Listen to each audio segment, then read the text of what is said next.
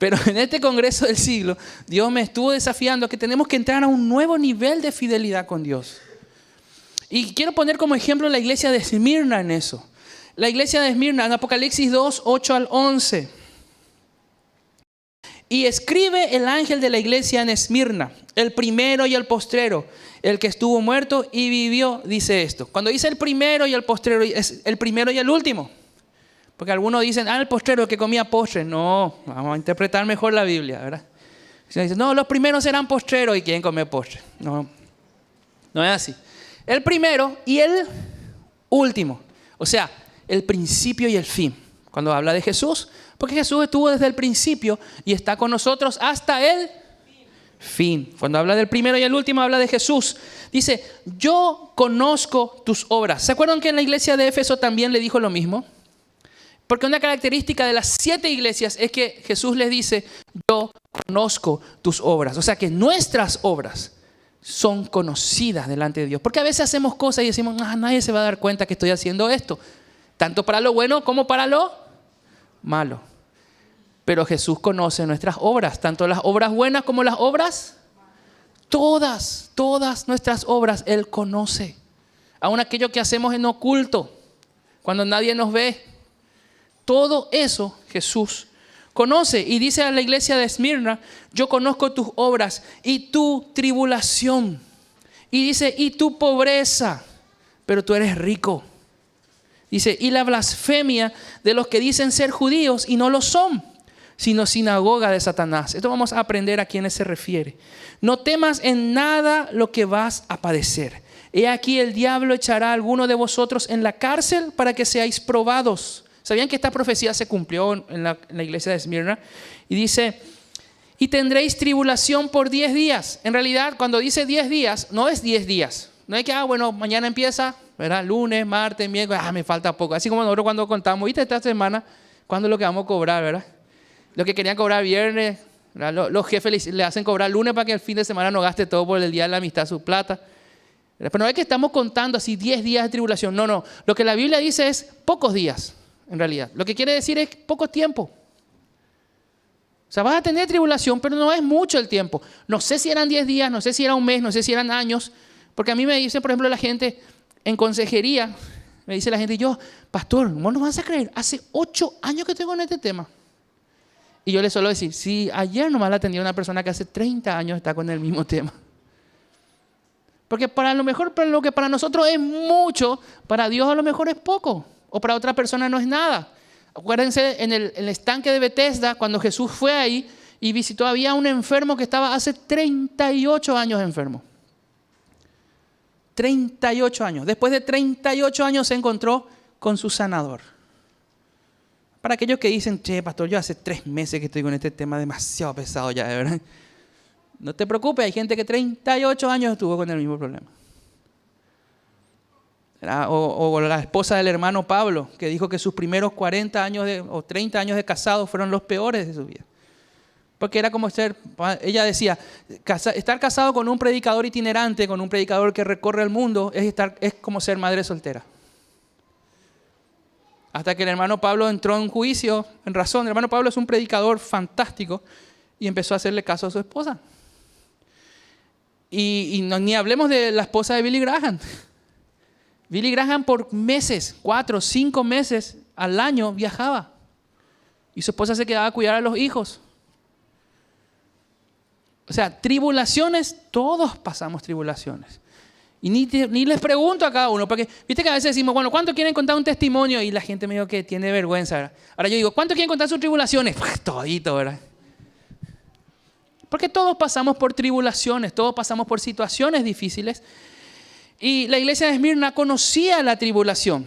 Históricamente se sabe que en Esmirna vivía un hombre cuyo nombre ha quedado registrado en la historia. Su nombre podía haber sido cualquiera, ¿verdad? Pero él vivía en el primer siglo de la era cristiana y sus padres le pusieron por nombre, la primera tribulación luego en su vida, sus padres le pusieron por nombre Policarpo.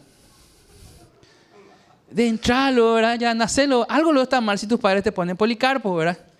O no le querían, o no era un hijo deseado, ¿verdad? Si hay algún Policarpo entre ustedes, ¿verdad? Pregunto. Después vamos a hacerle sanidad. No te puedes llamar Policarpo. De hecho que a mí tampoco me gusta mucho mi nombre, ¿verdad? René, y mucho menos el origen. Porque yo nací en una familia muy católica y todos los nombres se ponían de acuerdo al calendario católico, ¿verdad? Creo que, no sé, el calendario católico, Santa Librada me parece que es el 12 de julio o algo así. Entonces yo me iba a llamar Librado, ¿verdad? Que está bien, pero me pusieron René, ¿verdad? Cuando yo iba a hacer mi confirmación en la iglesia católica, recuerdo que una de las tareas que teníamos que hacer era encontrar nuestro santo, ¿verdad? Y no había ningún San René, ¿verdad? Y todos mis compañeros ya tenían su San José, todo, hacían su trabajo práctico, hacían de eso, ¿verdad? Y yo me fui y le pregunté a mi mamá, 15 años, ¿verdad? Mamá, ¿por qué vos me pusiste René? Y por la rana René, mi hijo. A mí me gustaba ver los Muppets, entonces la rana René era mi personaje favorito. Todo el preescolar me aguanté que me digan, la rana René, ¿verdad? Hasta ahora, bueno, menos mal que hay gente que ya no me dice eso, ¿verdad? Pero, entonces, este señor, de entrada luego ya sufrió una tribulación, el llamarse Policarpo. Policarpo era una persona que se fue salvo y se entregó su vida en la obra de Cristo. Más adelante, él llegó a ser el pastor de la iglesia de Esmirna. Históricamente se sabe que él fue el pastor de esa iglesia en Esmirna. Y más vale, ¿verdad? Si una iglesia tan sufrida, más vale que tenga un pastor que se llame Policarpo, ¿verdad? Ahora, se dice que él fue enseñado por los apóstoles que conocieron a Cristo personalmente. O sea, por los mismos apóstoles, él fue enseñado por ellos, por Pedro, por Juan, por Pablo. Porque Pablo también conoció a Cristo personalmente porque Cristo se le presentó a él personalmente. De hecho, que para ser un apóstol de esa categoría, tendrías que tener un encuentro con Cristo. Ahora no es malo que cualquiera ya es apóstol, ¿verdad? Te va a un congreso, ¿verdad? Ese es el procedimiento. Te va a un congreso, le cae bien al pastor, te tira cuando él va a orar por vos, al apóstol que está ahí en el congreso, y después ya vos también decís, yo vengo de... Y más tú decís, vengo de Asunción. Se te tiran los apóstoles, porque no sé por qué los apóstoles están con una cabeza que Asunción. Y saben que no hay ninguna iglesia así de esa línea fuerte en Asunción. Nos culpan a nosotros, que por culpa del CFA, porque nosotros no nos metemos en esa línea. Y no creo que nos metamos tampoco, a no ser que Dios nos hable claramente. Pero, ¿por qué? Porque cualquiera es más allá de apóstol. Y se usa el tema de ser apóstol no como lo que es. ¿Saben ustedes qué significa ser apóstol? Apóstol significa nada más y nada menos que ser enviado. Un apóstol era una persona que era enviada a un lugar para fundar una iglesia o para fundir. Los de ahora no sé, no quiero pecar tampoco. Pero los de antes eran apóstoles, vos te nombro apóstol, te vas a tal lugar, fundar una iglesia. Hoy nosotros conocemos a los apóstoles como misioneros. Nuestros misioneros son apóstoles. Pero si alguien por ahí te pregunta, ¿y por qué ustedes no están con los apóstoles? Sí, claro que estamos con los apóstoles. De hecho, que enviamos misioneros por todas las ciudades. Hoy tenemos 84 ciudades con misioneros, con apóstoles. Nosotros le llamamos obreros. Gente que va a trabajar en la obra. Cuando a mí me dijeron, bueno, de ahora en más los pastores de las iglesias en extensión ya no van a más ser pastores, van a ser obreros. Y yo dije, buenísimo, le dije. ¿Y no te enojas? No, le dije. Porque pastores hay muchísimos. Pero la Biblia dice que pocos son los obreros. O sea que cuando alguien te nombra obrero, tenés que estar feliz, contento, porque somos pocos. Ahora todo el mundo quiere ser pastor.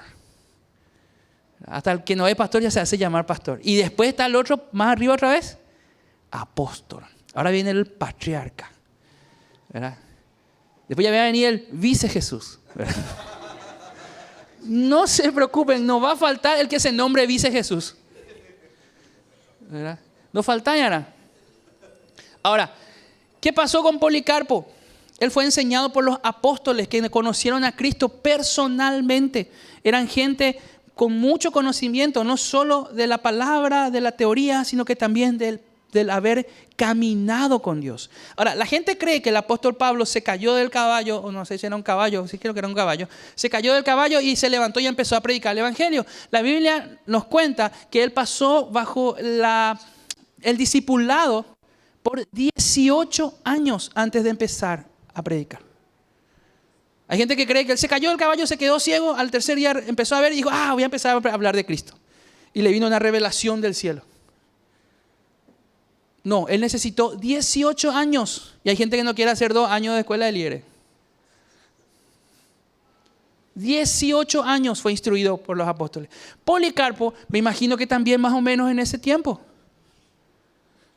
El querido Poli estudió la palabra con los mejores por mucho tiempo para poder llegar a ser pastor de la iglesia de Esmirna. ¿Una iglesia conocida por su prosperidad? No. ¿Una iglesia conocida por su cantidad de gente? No. Una iglesia que era conocida y reconocida por su tribulación. Ahora, vamos a ver más cosas de Policarpo. Está interesante en nuestro personaje hoy. Con el tiempo vino la persecución. Los emperadores romanos insistían en que ellos mismos tenían que recibir la adoración que pertenecía a Dios. Muchos se dieron cuenta que la forma mejor de sacar favores del gobierno era promover la adoración al emperador. Ahí cuando nos habla de los que dicen ser judíos y no lo son, porque entre los judíos habían algunos traidores a la causa, que sabían que tenían que adorarse a un solo Dios y aún no a un emperador, y se acercaban al emperador, los judíos, algunos judíos, y le decían al emperador, mirá, lo mejor que es promover la adoración a vos. Eso tiene que ser así, porque si no te adoran a vos, señor emperador, y de los aduladores de siempre, ¿verdad? Si no te adoran a vos, entonces van a empezar a tirarse en contra tuya, y no nos conviene porque el imperio romano tiene que extenderse. Y eso no venía de los romanos, eso venía de algunos judíos. La Biblia nos cuenta eso e históricamente está comprobado. Ustedes pueden leer a historiadores como Flavio Josefo de esa época que cuentan eso. Hay un título especial luego para Policarpo, la vida de Policarpo. Vamos a ir estudiando la vida de Policarpo. Entonces estos judíos que dicen ser judíos pero no lo son, eran gente aduladora que iba y le decía. Y es más, eran también los piragües. ¿Alguien sabe lo que son los piragües? Bueno, los que vivimos en cierto sentido en la época del estronismo, en la época de la dictadura, los piragües eran los informantes. Siempre había un piragüe en cada reunión. En cada iglesia había un piragüe, ¿sabían eso? Uno que venía a la iglesia, escuchaba lo que predicaba el pastor y se iba e informaba a las autoridades de qué habló el pastor. Si el pastor hablaba mal de Stroessner, al poco tiempo ya venía la famosa Caperucita Roja, ¿verdad? Frente a la iglesia a preguntarle por qué dijiste tal cosa. Y sabían todo. Ustedes saben que en nuestra iglesia, CFA Central, acá no, porque acá son todos santos. Pero en la iglesia central, ella dijo amén, entonces, espero que no haya tantos piragües por acá. En la iglesia central hay algunos, 2 o 3, nosotros ya identificamos, que son los famosos piragües, que vienen exclusivamente a ver qué dice el pastor. Y en base a eso, van tirando su información por ahí. Porque es fácil. De hecho, que una vez vino una persona que con el objetivo de matar al pastor. Y tenía todo, un arma, todo vino. Él vino, dejó su mochila en el baño, ¿verdad? Salió, o sea, bien escondido ahí en el baño. Se fue como para ver cómo venía la onda, el ambiente, iba a ir a buscar su arma y iba a venir a... En medio del culto se convirtió. Le recibió al Señor, lloró, se arrepintió, pasó al frente, contó todo, se fue, contó que tenía su mochila en el baño. Fueron a buscar su mochila en el baño, encontraron un arma ahí. Eso fue hace bastante tiempo, en 97, 98 más o menos. También recuerdo que una vez vino alguien en medio de la administración, los viernes se hacían los cultos de sanidad en CFA España. Y en medio de la administración se acerca yo estaba cantando así y siempre me enseñan que cuando canto cierro un rato mi ojo, pues mantenga abierta más todavía en la administración para ver que alguien no me quiera pegar. Porque le pasó a un amigo director de alabanza en la iglesia también, que estaba cantando, se levantó uno y... Pobre este amigo mío de Toco, ya pasó. Entonces yo, después de enterarme de eso, estoy, Señor, cuán bello es el Señor. Por las dudas. Y estaba yo así, de repente veo que miro a mi costado y veo a alguien que viene así con un cuchillo. Y el pastor Emilio está orando, pero la gente le dice, en el nombre de Jesús. Se cae la persona. Entonces, esas son cosas que pasan por alto, no nos damos cuenta, pero son parte también de una tribulación que pasamos por una iglesia. Las divisiones que pasamos como iglesia, las situaciones de hermanos que nunca se someten, son todo parte de una tribulación. Y dice que Policarpo fue enseñado, vino la persecución, los emperadores, los piragües, muchos se dieron cuenta para adularle al emperador, conseguir también algún puestito, ¿verdad? Entonces, esas cosas nunca cambiaron. Históricamente siempre se manejó así. El mundo siempre se manejó así, el sistema del mundo. Ahora, los líderes cristianos eran los primeros en ser tocados por el brazo largo de la persecución. ¿Qué pasó? Los creyentes fieles no se conformaron y no adoraron al emperador. Los creyentes fieles dijeron, no, solamente vamos a adorar a Dios. Y fueron ellos los primeros en caer en los brazos de la persecución. Resultó que llevaron al pastor Policarpo, al anciano Policarpo, delante del gobernador y le acusaron de ser ateo porque se negó a adorar al emperador. Decían, este no cree en Dios porque no adora al emperador, porque el emperador era considerado Dios. Ahora bien, una y otra vez le animaron a cambiar su pensamiento en cuanto a Cristo y decir que el emperador era el único digno de ser adorado como Dios. Policarpo no pudo ser conmovido. Tenía 86 años y dijo, ya hace 86 años que Dios me habló. Hace 86 años que me encontré con Cristo. Hace 86 años que he sido un siervo de Cristo. O sea, no es que tenía 86 años, tenía más. Dice, ¿cómo puedo blasfemar a mi rey que me salvó? El gobernador se enfureció y dice, mandaré que sea quemado vivo si no cambia su forma de pensar. Y él le dijo, el fuego con el cual me amenazás quemará por poco tiempo y se apagará. Mas hay un fuego del cual tú no sabes nada, es el fuego del juicio venidero, que es un castigo eterno. Es un fuego reservado para los impíos. Pero ¿por qué dudas? Le dice Policarpo al gobernador, hacé lo que tenés que hacer. El gobernador se asombró. Él mandó un mensajero al centro del anfiteatro para anunciar 3 veces en alta voz, Policarpo ha confesado que él es un cristiano. Sin darse cuenta, el mismo gobernador estaba anunciando el evangelio. Policarpo confesó que él es un cristiano. Resultó que se levantó una voz de la multitud diciendo, quémenlo. Alistaron el fuego y antes de quemarlo, el antiguo santo dio gloria a Dios que fue digno de compartir los sufrimientos de Cristo. Nosotros, por supuesto, decimos, ojalá que nunca tengamos que experimentar eso, ¿verdad? O sea, no nos hagamos acá ¿verdad? Si se te pide que venga los domingos, nomás y a veces domingo no querés venir. No te vayas a ser acá el fiel y verdadero, santo y justo servidor de Dios. Yo pienso así, yo digo, ojalá que no nos pase eso a nosotros. Imagínate que venga nuestro gobernador, nuestro emperador y diga que solamente a él hay que adorarle. Y que las iglesias tenemos que tener el póster, ¿verdad? Y tener ahí.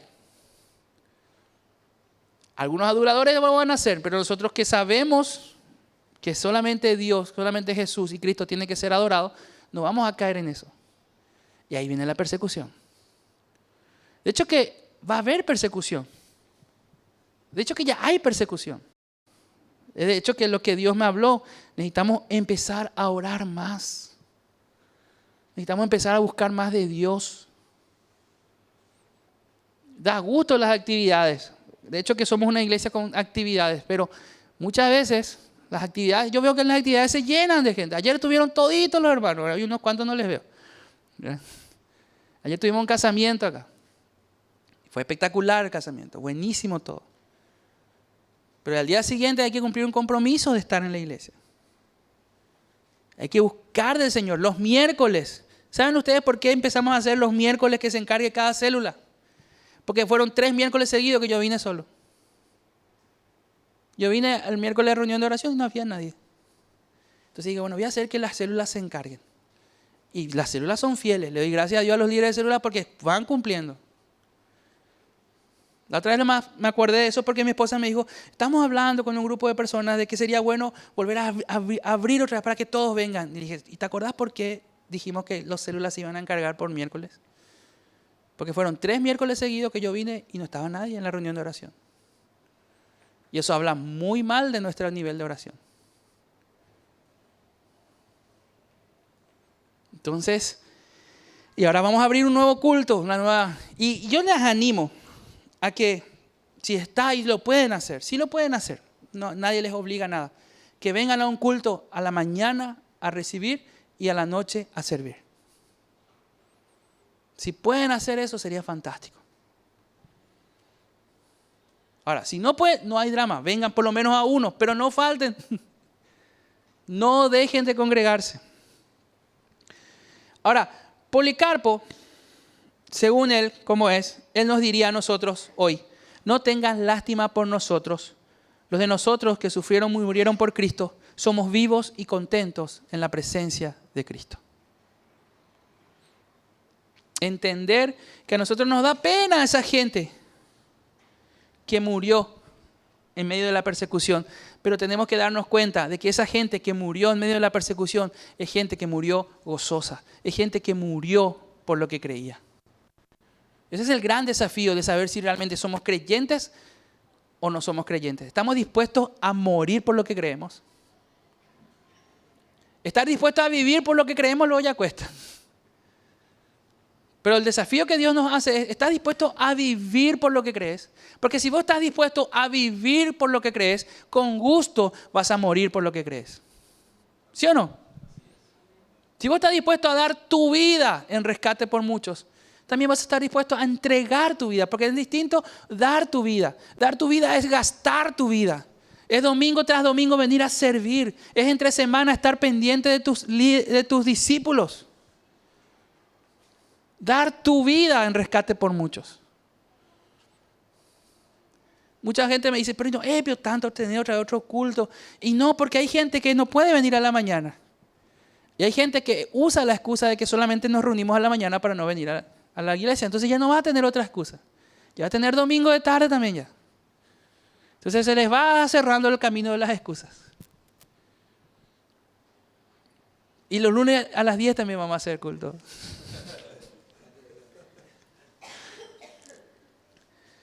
Dice, la primera parte de lo que leímos, dice que la iglesia debe escuchar a aquel que estuvo muerto y vivió. Dice, la iglesia tiene que escuchar. ¿Quién es aquel que estuvo muerto y hoy vive? Jesucristo. El pastor Emilio nos está enseñando mucho de que como líderes tenemos que hacernos invisibles.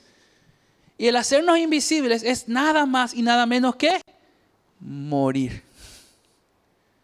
Morir a tu sueño, morir a lo que vos querés, morir a lo que vos anhelás, para que Dios empiece a fortalecer en vos sus propios sueños. Y después te vas a dar cuenta que había sido que los sueños de Dios son mucho mejores que tus sueños. Tus planes son pequeñitos en comparación a los planes que Dios tiene para vos. Porque es así. Yo hoy ya estoy experimentando y viviendo y le doy gracias a Dios por eso. Mi plan era tener, algo. Y Dios me está dando muchísimo. Mi plan era hacer una cosita y Dios me está levantando y me está proyectando a mucho más. Pero tuve que aprender, y no fue fácil para mí, tuve que aprender a morir a mi plan. Porque yo decía, ¿y si yo no cumplo mi plan? Voy a ser un fracasado. ¿Qué va a pensar la gente de mí? Tanto que yo dije que quería hacer tal cosa. Pero Dios te lleva a nuevos niveles. Y como iglesia tenemos que ir a nuevos niveles. Sí, nuestra visión como iglesia fue llenar este lugar con personas. Hoy nosotros sabemos que si vienen todos los que tienen que estar, este lugar ya no va a aguantar. Porque es así. Yo veo mucha gente que falta hoy.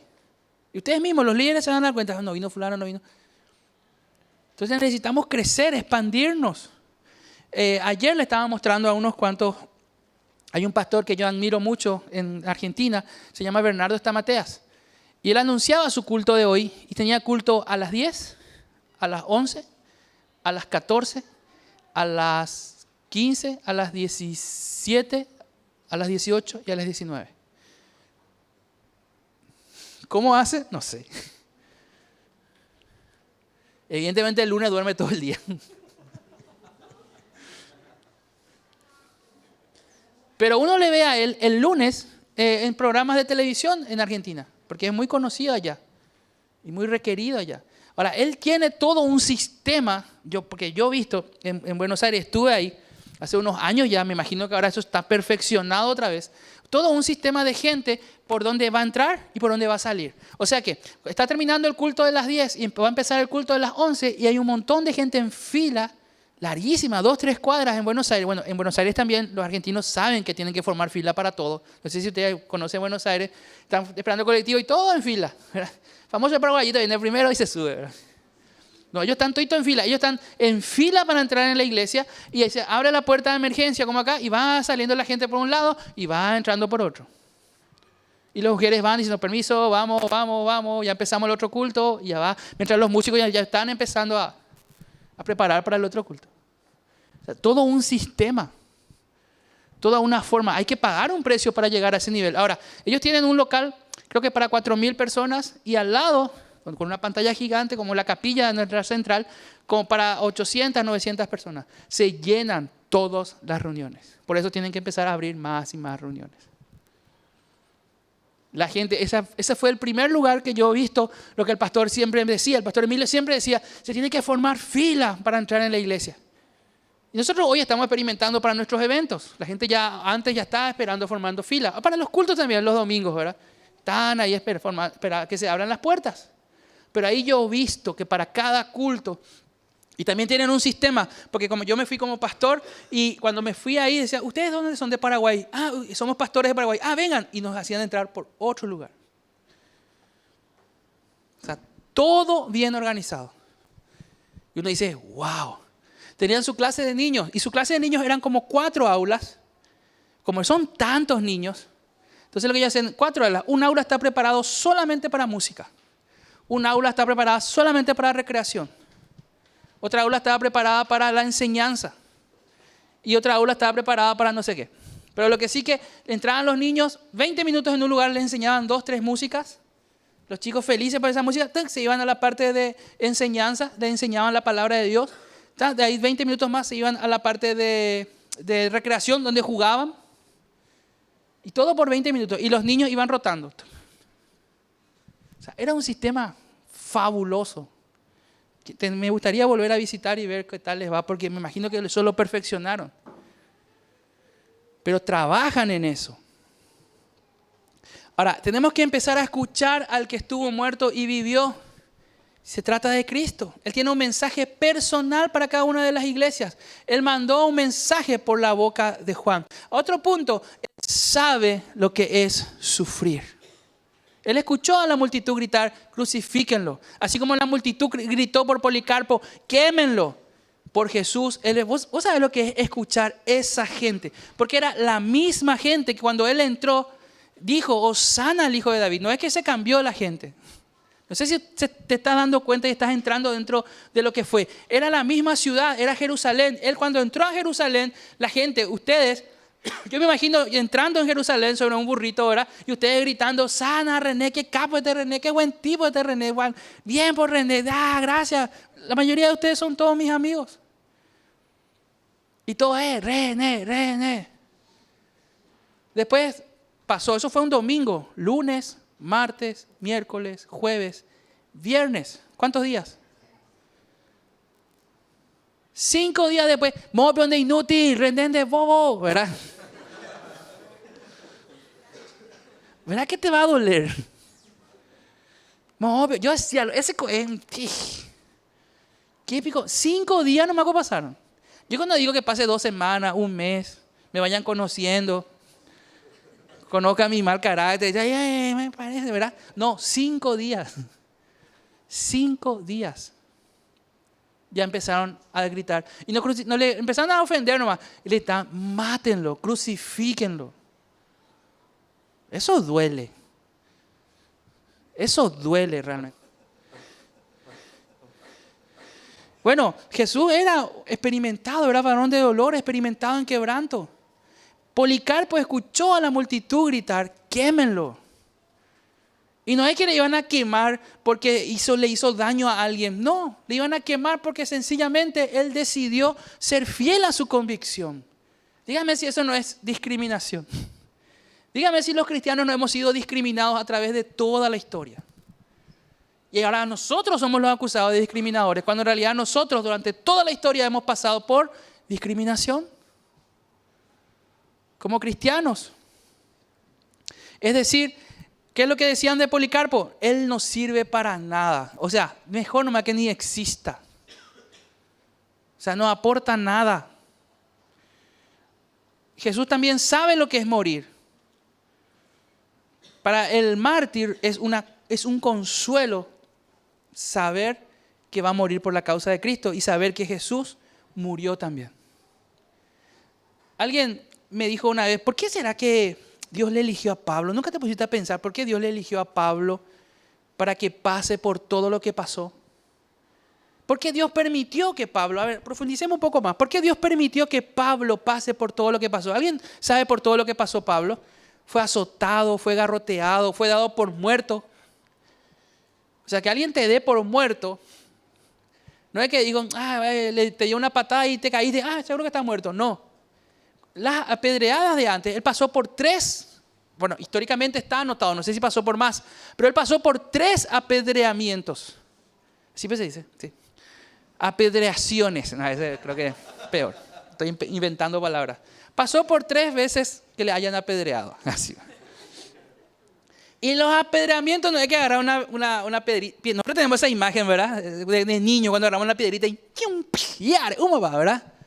No, los apedreamientos eran agarrar piedras pesadas que apenas podrías agarrar. Por eso los hombres hacían los apedreamientos, los fuertes, y tirar sobre la persona. Era cavar un pozo, meterle a la persona en ese pozo y empezar a tirar piedras. Ese era el apedreamiento. No es uno que le estaban tirando piedras. Y se esquivaba eso de algunos. No existía esa posibilidad. Se le tiraba en el suelo y se tiraban las piedras sobre él. 3 veces pasó por eso. Históricamente está marcado. Y es más, varias veces, no sé si de esas 3, pero le dieron por muerto. O sea, darle por muerto es que se quedó la pila de piedras y salía un hilito de sangre. Yo me imagino así. Tengo mucha imaginación, ¿verdad? La piedra así sin moverse y los hilos de sangre iban saliendo. Así, este ya murió. Imposible es. Y no es, nosotros nos imaginamos también que de repente volaron las piedras y salió Pablo así, ¿verdad? No, me imagino que de a poquito, ¿verdad? Se fue moviendo. O alguien pasó por ahí y dijo, mira, ¿por qué le habrá pasado a ti? Y empezó a sacar las piedras, ¿verdad? Ahora, ¿por qué Pablo pasó por todo eso? ¿Saben por qué? Porque Pablo hizo eso mismo. La Biblia dice que quién fue el que cuidaba los vestidos de los que le apedreaban. O sea, era tanto que tenía que sacarte, ¿verdad? Y colocar y estaba más o menos con poca ropa para poder hacer toda la fuerza de tirar piedras cuando le apedrearon a Esteban. Pablo era el que estaba ahí cuidando y viendo eso. Le gustó tanto a Pablo el tema del apedreamiento que él se fue y presentó un documento donde decía, voy a empezar a matar a todos los cristianos. Y camino a eso fue que Jesús se encontró con él. Yo me imagino a Pablo en medio de que le estaban apedreando diciendo, Señor, perdonale, yo también era así. Perdonale a ellos, Señor, yo también fui así. Señor, no le tengas en cuenta eso. Yo también tenía el corazón duro como ellos. Por eso Pablo pudo seguir siendo Pablo y no llenar de... Porque generalmente lo que nos pasa cuando pasamos por tribulación, ¿qué es lo que nos pasa cuando pasamos por tribulación? Le empezamos a odiar a todo el mundo. Ese pastor lo que me predicó, que si le conocía a Cristo me iba a ir todo bien. Mira, pues ahora todo desastre en mi vida. Y ese hermano que en vez de viene y oró por mí, en vez de darme plata, oró por mí. Le pasó, ¿verdad? Que vos estás necesitando plata. A mí me pasó muchas veces, ¿verdad? No tenía para mi pasaje. Yo terminaba de ministrar. Yo siempre les cuento eso. Terminaba de ministrar. Y no lo cuento como una anécdota nomás. Terminaba de ministrar en el CFA España. Salía ahí, ¿verdad? Y me iba por Mariscal López caminando hasta República Argentina. Y de República Argentina hasta la terminal. De la terminal hasta por Acceso Sur, viendo que alguien me lleve, ¿verdad? Pues no tenía para mi pasaje. Me iba impecablemente vestido, porque así ministrábamos antes, corbata, todo. Me iba caminando y pasaban los hermanos con su 4x4. Hermano, espectacular la alabanza, Dios te bendiga. ¿Verdad? Y ahí, amén. Llévame nada, que sea. De vez en cuando aparecía un hermano que me decía, pues te voy a llevar a tu casa.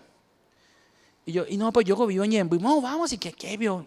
No, Ñemby, yo vivo encima de pasar el centro de Ñemby y pasar, te doblas a San Antonio, lejos. No, vamos, ya te llevo. Nos vamos, ¿verdad? En el camino hablamos, ¿verdad? Ya hablamos de Génesis, ¿verdad? El principio, creo yo, los cielos y la tierra.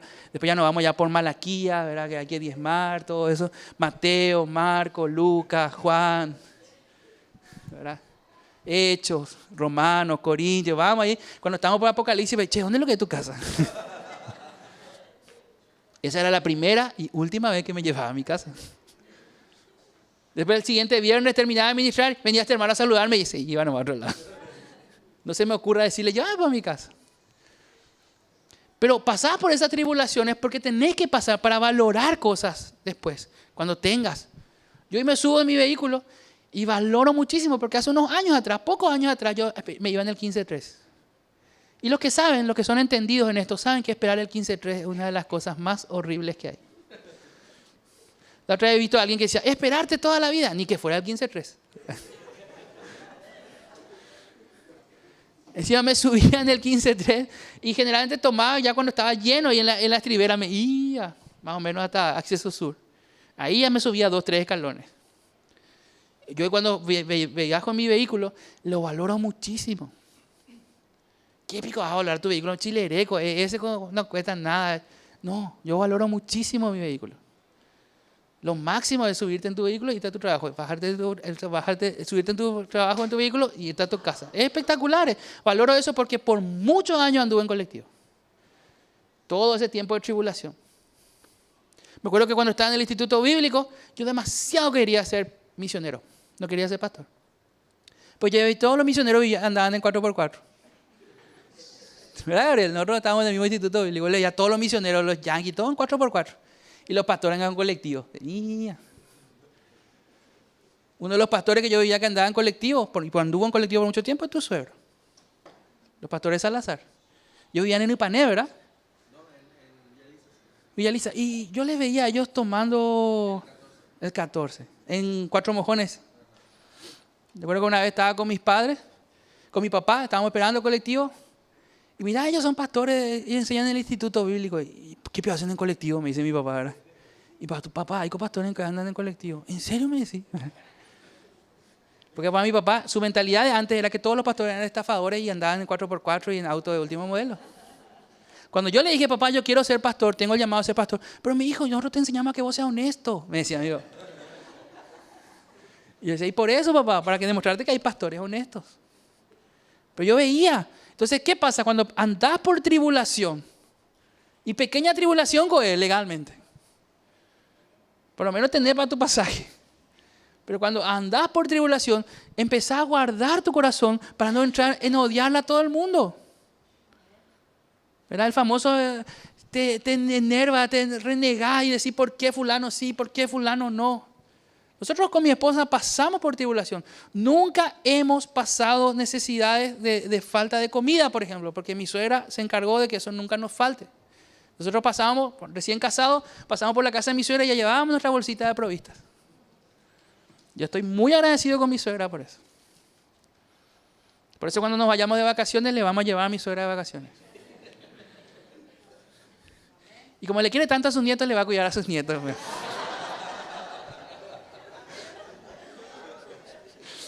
Mientras nosotros nos vamos a la playa. Ahora, el tema es, en medio de esa tribulación, empezá a ser agradecido con Dios por lo que tenés. Porque algo te va a dar Dios. Como decía mi mamá cree que eso está en la Biblia, yo le expliqué que no. Me dice, como dice la Biblia, mi hijo, Dios te aprieta pero no te ahoga. Está en la Biblia, no está así como ella cree. Pero sí está, de que Dios no te va a dejar padecer algo por lo cual vos no puedas aguantar.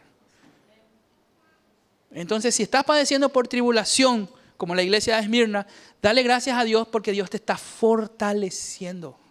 Para que cuando venga la abundancia, seas agradecido. Para cuando venga la abundancia, vos puedas decirle a la persona y testificar a la persona y decirle, mira, yo pasé por eso. Cuando venga alguien y te diga, ¿sabes qué? Yo pasé por eso. Y que Dios te dé la sabiduría de cómo ayudarle a esa persona. Porque a veces el dar de dinero a una persona que pasa por tribulación no es ayudarle. Le estás enseñando a que sigan su tribulación. Porque hay algo que Dios está tratando. Cuando pasamos por una tribulación, algo Dios está tratando con nosotros. Algo hay que Dios quiere romper. Hay algo que Dios quiere quebrar. En consejería me doy muchas veces cuenta y le pido a Dios sabiduría. Le digo, este es el momento en que tengo que darle una palabra dura a esta persona para que se quiebre. Porque si no se quiebra, va a seguir con su mismo problema. Dice, nuestro Señor está observándonos. Dice, conozco tus obras. Ahora, es difícil hacer obras para Dios cuando hay persecución, ¿verdad que sí? No es fácil. Sin embargo, igual la iglesia de Esmirna seguía. Y nuestra obra en el Señor no es en vano. Dice también, le dice, conozco tu tribulación, le dice. Él sabía que el mundo en aquel tiempo trataba con la iglesia de Esmirna como si fuesen ellos la escoria. No son como nosotros. Yo les digo una verdad. Nosotros somos reconocidos como una iglesia organizada, como una iglesia linda, como una iglesia grande. Todos dicen, wow, vos sos del CFA, sí. Yo sé que decir que soy pastor del CFA me abre puertas. De hecho, que cuando fuimos para sacar nuestra visa en la embajada americana, dijimos, somos pastores del CFA y trabajamos en el CFA. Ese no era el caso de la iglesia de Esmirna. La iglesia de Esmirna, ellos eran considerados como como nuestra iglesia en los años 90. Nosotros nos fuimos ganando cierto estatus. Pero en los años 90 nosotros éramos la escoria. ¿Vos te vas a iglesia? En mi trabajo me decían, vos te vas a iglesia. Vos sos un tipo inteligente. No, a lo mejor no tanto como vos crees. Pero eso era el pensamiento. Pero ellos eran conocidos como la escoria. Eran gente rechazada, eran gente abandonada, eran gente que no servía. Por algo se van a esa iglesia. Hoy no, hoy tenemos. Y oremos para que eso siga. Para que podamos ser de influencia. Dice, conozco tu tribulación. Y no es que Dios es indiferente, sino que Él conoce lo que estamos pasando. Y solo que Él necesita tratar áreas en nuestra vida. Él necesita que nosotros empecemos a entregar áreas de nuestra vida. Dice, recibiremos recompensas abundantes por cada lágrima que echemos. El hecho de que nosotros no estamos dispuestos a sufrir por nuestro Señor, resultará en que nuestros hijos y nietos tendrán que pasar por la persecución. Debemos estar ganando al mundo para Cristo. Así la persecución no va a venir. ¿De dónde yo me agarro de esto? Creo que ya les dije esto. Porque no se hizo Hechos 1:8, vino Hechos 8:1. ¿Qué dice Hechos 1:8? Y me seréis testigos. Les digo yo, lo ideal sería que ustedes busquen, pero les digo yo porque ya el tiempo se me va rapidísimo, pasa el tiempo. Dice Hechos 1:8, y me seréis testigos en Jerusalén, Samaria, Judea, Samaria y hasta... Hechos 8:1 dice que después de que le mataron a Esteban, vino una gran persecución y los apóstoles fueron esparcidos. Salieron de Jerusalén, algunos fueron a Judea, otros a Samaria y otros fueron hasta... ¿Qué pasó con los apóstoles? Estaban tan contentos ellos con el Espíritu Santo y Dios y tan breve, que se juntaron todos y no fueron testigos. No empezaron a hablar a otros. Si no empezamos a hablar a otros de Cristo, vamos a pasar por persecución, porque de alguna u otra manera vamos a ser llevados hasta lo último de la tierra. ¿Se entiende? ¿Cuánta gente escuchó en los años 90, porque venían predicadores y nos decían, en España hay necesidad de Dios, en España se necesita de cristianos, en España se necesita que vengan cristianos? Vayan a España a predicarnos el evangelio.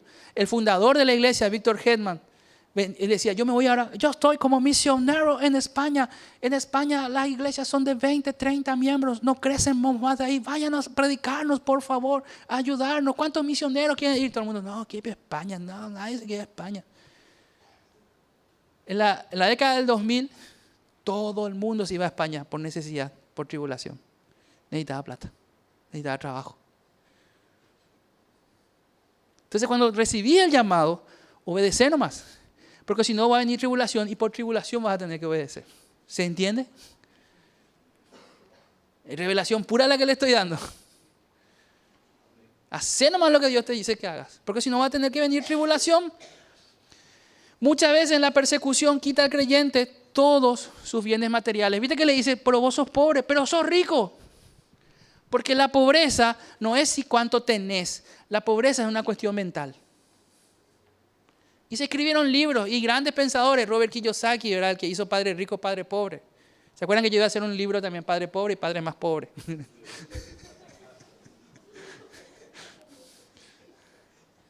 ¿Verdad? Pero Kiyosaki habla de eso, de que es una cuestión mental, porque uno de sus padres ricos le dio una mentalidad de ser rico y su padre pobre tenía mentalidad de ser pobre.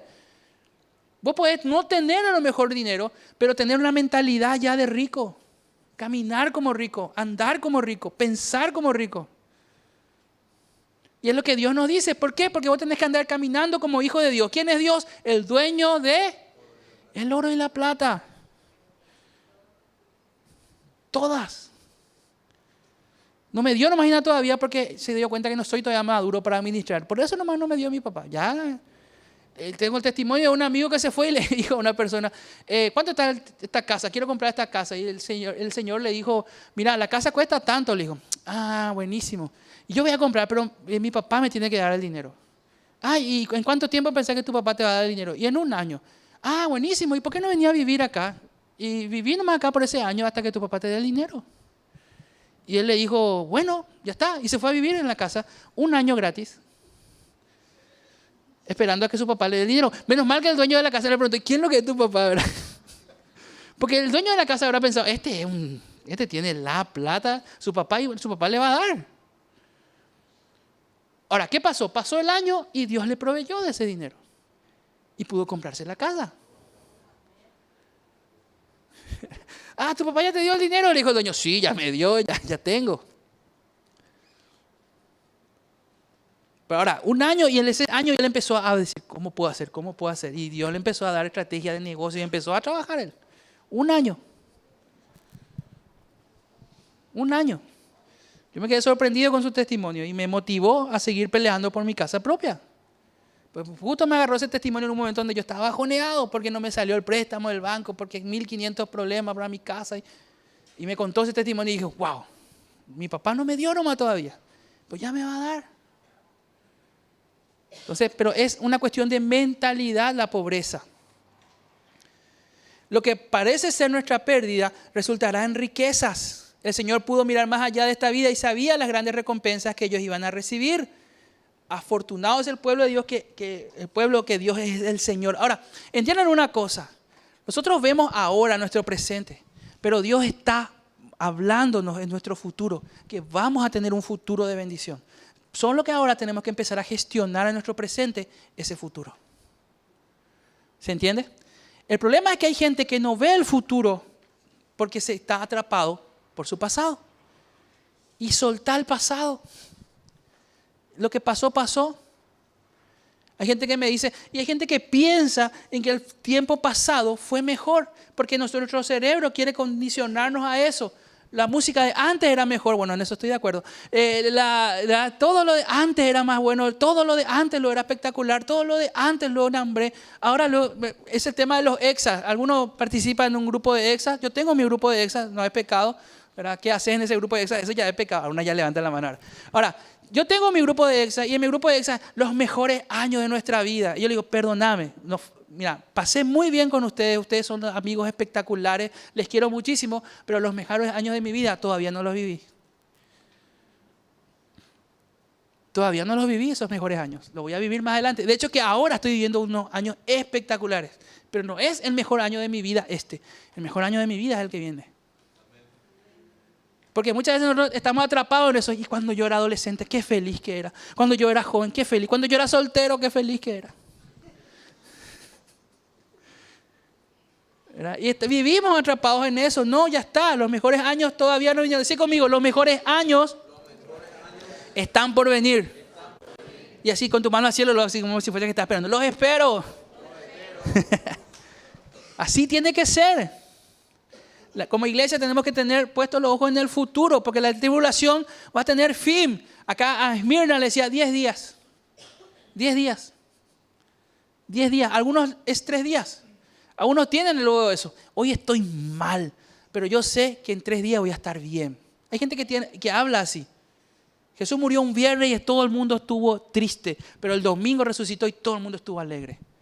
Tenés esa convicción. Hay gente que aún es más rápida y dice, hoy, esta noche estoy mal, pero mañana sé que me voy a levantar bien. Bendecido. Esta noche me dormí llorando, pero mañana me despierto bendecida. Bendecido. Tenés esa convicción, tenés esa esperanza, porque la esperanza nos da la fuerza, la razón, la motivación para aguantar la persecución. Aguantá.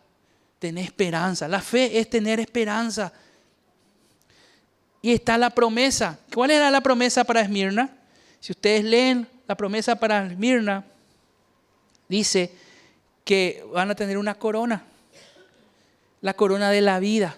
Es para los que dieron su vida por su fe en Cristo. Serán identificados por toda la eternidad. O sea, allá en el cielo va a haber gente que va a tener una corona especial y vos vas a decir, mira, ¿qué hace esa corona? Y esa corona es porque dio su vida. Hay 5 coronas, de eso vamos a hablar en alguna otra prédica, pero cada corona representa algo. Pero todas las coronas, todos los premios, todo va a ser al que venciere en el fin, hasta el fin. En cada edad y en cada parte del mundo están los que pagan un precio más alto por su fe en Cristo. Debemos aprender de la iglesia en Esmirna. Debemos decir, como Pablo en Colosenses 1:24, ahora me gozo en lo que padezco por vosotros y cumplo en mi carne lo que falta de las aflicciones de Cristo por su cuerpo, que es la iglesia. Ahora me gozo, decía Pablo. Y el gozo no es una alegría, porque la alegría es algo que viene por cuestiones externas, ¿verdad? Ganó tu club, qué alegría. Perdió tu club, qué tristeza. ¿Te fue bien en un negocio? ¡Qué alegría! ¿Te fue mal? ¡Qué tristeza! ¿Se entiende? El gozo es algo que está adentro tuyo y es algo que va creciendo, creciendo, creciendo. Es algo que no depende de las situaciones de afuera. Es algo que no depende de lo externo. Es algo que está ahí dentro tuyo. Por eso que el salmista le decía a Dios, devuélveme el gozo de la salvación. El hecho de saber que soy salvo me llena de gozo, aunque todo a mi alrededor esté triste. Y es ese gozo por el cual tenemos que pelear. Y ese gozo es el que nos sostiene en medio de la tribulación. Quiero pedirles que se pongan de pie, vamos a orar, vamos a terminar orando este tiempo. Cuando preparé esta serie, son 21 páginas de bosquejo. Cuando preparé la serie dije, voy a hablar de 2 o 3 iglesias por culto.